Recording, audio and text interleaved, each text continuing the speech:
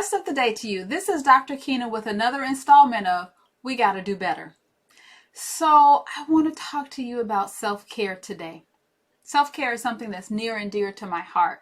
I had a pastor tell me many years ago, and for those of you that are getting nervous, this is not religious conversation. But what he said to me was, save some for yourself. And I didn't really understand what he meant at the time, but life happens and you figure it out. It's kind of like those old wives' tales and those old country sayings. You didn't get them at first, but you keep living, or as my granddaddy would say, keep getting up in the morning and you'll understand it by and by. And sure enough, I understood what he meant by save some for yourself. Because I was working so hard and doing so much for everyone else that I wasn't paying attention to my own needs. And I'll tell you what happened. I was going to school. I was working full time. I had some part-time gigs and things on the side. I was in my 30s. I was trying to make some things happen for myself, right? And all of a sudden, my chest started tightening up. And I was in a place where I was getting ready to do something for someone else. Chest tight and all, I foolishly drove myself to the emergency room.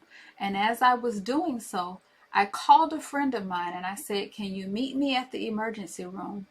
This is what's going on. And she was like, no, I'm coming to get you. And I'm like, yeah, well, I'm kind of on my way there already. So you just don't have a choice but to meet me. Fast forward, I was having anxiety attacks. Thank goodness it wasn't something more like a heart attack or a stroke. And I had never had anxiety attacks before. And what happened was, the way they figured it out was all of my readings were great. And they said, well, we're going to do one final test. They do a stress test. They put me on the machine. And at this point, I'm getting frustrated because I'm one of those people, if something is going wrong, tell me what it is. Let's figure it out and let's fix it. I'm on the machine, getting a stress test. I'm running. And I start thinking about all the things I could be doing instead of running on this machine. And the machine starts to go crazy. And the nurse says, stop, what are you doing?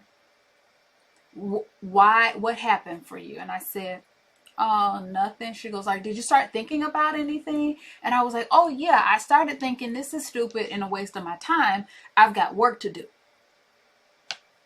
And in pops the thought from my pastor, save some for yourself. So you can't burn yourself out trying to keep other people warm. You have to make sure that you're doing what's necessary for your physical health, for your mental health, for your emotional health. Self-care is not selfish. Self-care, in fact, is very necessary. So make sure you are taking your naps, you're taking your breaks, you're going for a walk.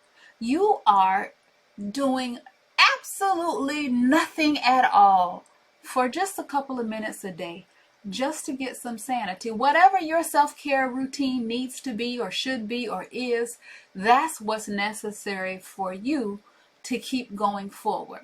I tell other people, I would tell my staff all the time, especially, I would be like, you know what? I'm taking a mental health day and you need me to take a mental health day. And they knew that when I said that meant that I was getting full and it was time for me to step back. And yeah, they needed me to take that day so that, one, I wouldn't lash out at them, but also so I can keep going. So take your breaks when you need to. Unplug, put the cell phone away, turn the TV off, lay down, go to sleep. Don't even read a book. Just take a nap. But do whatever's necessary so that you can keep going. That's all I have to say about that. So until next time, do all that you can to live better, lead better, and love yourself better. Take care.